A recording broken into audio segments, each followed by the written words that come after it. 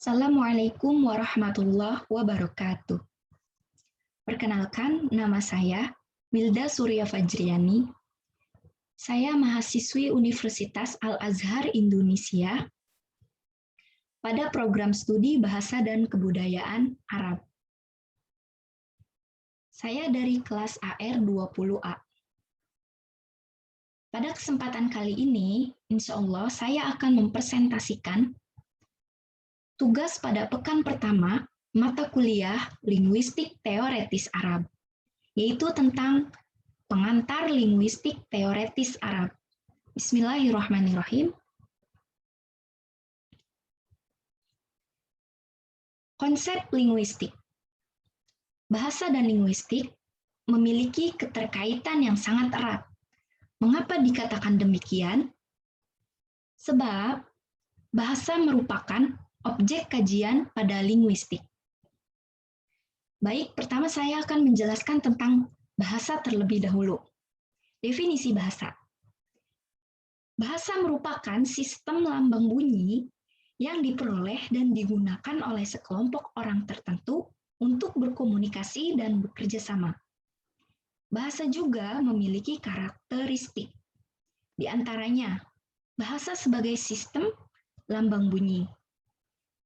Kemudian, bahasa itu unik. Bahasa itu universal. Bahasa itu arbitrer atau mana suka. Maksudnya adalah setiap orang boleh atau bebas menggunakan bahasa sesuai dengan keinginannya. Selanjutnya, bahasa itu bersifat produktif. Bahasa itu dinamis atau berubah.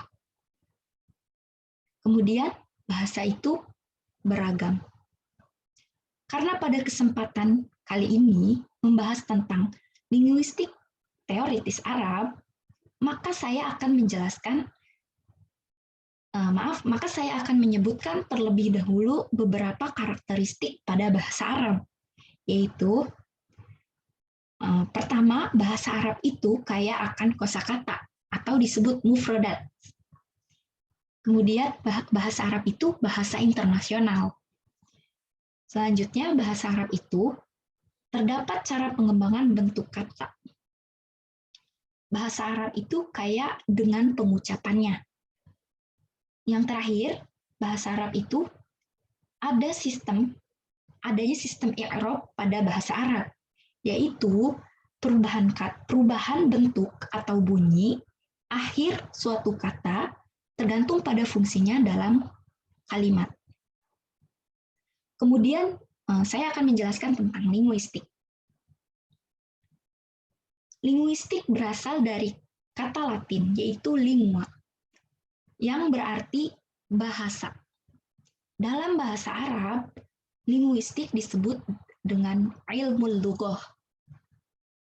Linguistik artinya ilmu tentang bahasa atau menelaah bahasa secara ilmiah. Ilmu linguistik tidak hanya mengkaji tentang satu bahasa saja, melainkan mengkaji seluk-beluk bahasa pada umumnya, secara internal dan ilmiah. Artinya, ilmu linguistik ini tidak hanya ada pada bahasa Arab saja, tetapi pada bahasa Inggris, bahasa Indonesia, atau bahasa yang lainnya, linguistik ini pun ada. Adapun tujuan linguistik yaitu untuk memahami segala aspek bahasa yang dapat dikendalikan dari perilaku dan kemampuan manusia. Selanjutnya, cangkupan dalam linguistik. Secara umum, linguistik terbagi menjadi dua, yaitu linguistik murni dan linguistik terapan.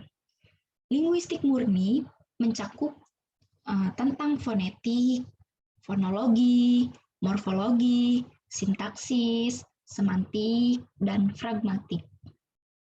Sedangkan linguistik terapan mencakup tentang pengajaran bahasa, penerjemah, leksikografi, psikolinguistik, sosiolinguistik, neurolinguistik, dan lain-lain. Selanjutnya, apa sih definisi dari cangkupan-cangkupan pada linguistik murni?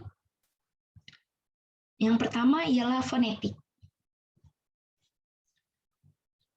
Fonetik dalam literatur Arab, fonetik disebut dengan funitik sebagai serapan dari bahasa Inggris.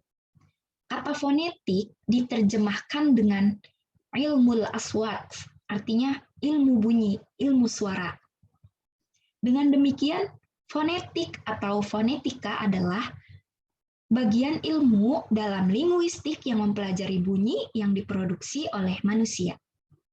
Selanjutnya, morfonologi. Dalam literatur berbahasa Arab, fonologi disebut fonologia sebagai serapan dari bahasa Inggris yaitu phonology. Fonologi memiliki definisi yaitu bidang khusus bidang khusus dalam linguistik yang mengamati bunyi-bunyi suatu bahasa tertentu menurut fungsinya untuk membedakan makna leksikal dalam bahasa tersebut. Pada fonologi, bunyi sebagai objek penelitian disebut dengan fonem. Fonem artinya satuan bunyi yang mempunyai fungsi untuk membedakan satu kata dengan kata lainnya. Selanjutnya, morfologi. Kata morfologi ini diserap dari bahasa Inggris, yaitu morphology, yang berarti ilmu bentuk kata. Istilah morfologi dalam bahasa Arab adalah an-nadhamu sorfi. Morfologi memiliki definisi yaitu bidang linguistik yang mempelajari susunan bagian kata secara gramatikal. Satuan terkecil dalam morfologi adalah morfem. Morfem itu artinya suku kata. Jadi pada morfologi ini kita mempelajari tentang kata. Selanjutnya sintaksis. Sintaksis ini berasal dari bahasa Yunani yang terdiri dari dua suku kata, yaitu san dan taksis. San artinya dengan, sedangkan taksis artinya menempatkan. Secara terminologi, sintaksis adalah menempatkan bersama-sama kata-kata menjadi kelompok kata atau kalimat. Jadi pada sintaksis ini kita mempelajari tentang ilmu membuat kalimat, tentang kalimat. Dalam bahasa Arab, pengaturan kata antar kalimat dalam klausa atau dalam kalimat merupakan kajian pada ilmu nahwu. Selanjutnya, semantik. Kata semantik diserap dari bahasa Inggris, yaitu semantics, yang berarti studi tentang makna. Semantik memiliki definisi, yaitu tentang makna atau merupakan cabang linguistik yang mengkaji tentang teori, mengkaji tentang teori makna. Objek kajian semantik adalah makna. Jadi pada semantik ini kita mengkaji kembali tentang apa yang telah dibuat pada sintaksis, yaitu kita mengkaji tentang kalimat, makna pada kalimat. Selanjutnya, yang terakhir, pragmatik. Pada hakikatnya, pragmatik itu sama dengan semantik, yaitu sama-sama membahas tentang makna. Bedanya, semantik itu mengkaji tentang internal, yaitu ujaran atau ucapan dan maknanya. Sedangkan pragmatik ini mengkaji tentang eksternalnya, yaitu ujaran, makna ujarannya atau makna ucapan, kemudian konteks atau situasi. Dengan kata lain, pragmatik adalah ilmu yang mengkaji makna yang dipengaruhi oleh hal-hal di luar bahasa.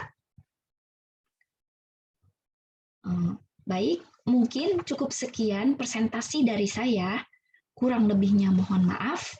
Wassalamualaikum warahmatullahi wabarakatuh.